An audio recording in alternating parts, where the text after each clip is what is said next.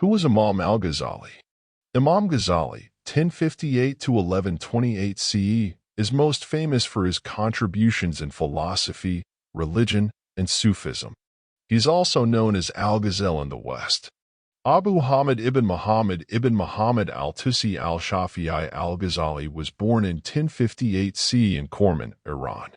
His father died while he was still very young, but he had the opportunity of getting education in the prevalent curriculum at Nishapur and Baghdad.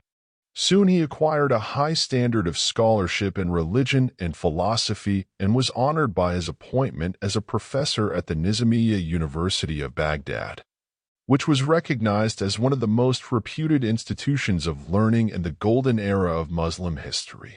After a few years, however, he gave up his academic pursuits and worldly interests and became a wandering ascetic. This was a period of mystical transformation. Later, he resumed his teaching duties, but again left these.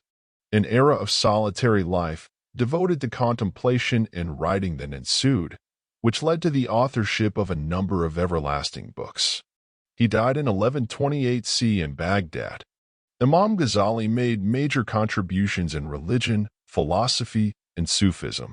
A number of Muslim philosophers had been following and developing several viewpoints of Greek philosophy, including the Neoplatonic philosophy, and this was leading to conflict with several Islamic teachings. On the other hand, the movement of Sufism was assuming such excessive proportions as to avoid observance of obligatory prayers and duties of Islam. Based on his unquestionable scholarship and personal mystical experience, Ghazali sought to rectify these trends, both in philosophy and Sufism. In philosophy, Imam Ghazali upheld the approach of mathematics and exact sciences as essentially correct. However, he adopted the techniques of Aristotelian logic and the Neoplatonic procedures and employed these very tools to lay bare the flaws and lacunas of the then prevalent Neoplatonic philosophy and to diminish the negative influences of Aristotelianism and excessive rationalism. In contrast to some of the Muslim philosophers, e.g. Al-Farabi portrayed the inability of reason to comprehend the absolute and the infinite. Reason could not transcend the finite and was limited to the observation of the relative. Also, several Muslim philosophers had held that the universe was finite in space but infinite in time. Imam Ghazali argued that an infinite time was related to an infinite space.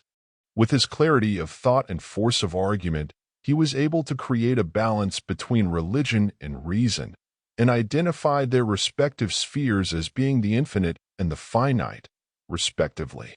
In religion, particularly mysticism, he cleansed the approach of Sufism of its excesses and re-established the authority of the orthodox religion. Yet, he stressed the importance of genuine Sufism, which he maintained was the path to attain the absolute truth. Imam Ghazali was a prolific writer. His immortal books include Tu'afat al-Falasifa, The Incoherence of the Philosophers, Ihya al-Ulum al-Islamiyya, The Revival of the Religious Sciences, The Beginning of Guidance, and his autobiography, Deliverance from Error.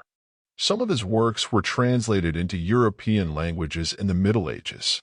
He also wrote a summary of astronomy. Imam Ghazali's influence was deep and everlasting. He is one of the greatest theologians of Islam. His theological doctrines penetrated Europe, influenced Jewish and Christian scholasticism, and several of his arguments seem to have been adopted by St. Thomas Aquinas in order to similarly re-establish the authority of Orthodox Christian religion in the West. So forceful was his argument in favor of religion that he was accused of damaging the cause of philosophy, and in the Muslim Spain, Ibn Rushd wrote a rejoinder to his Tu'afat al-Falasifa.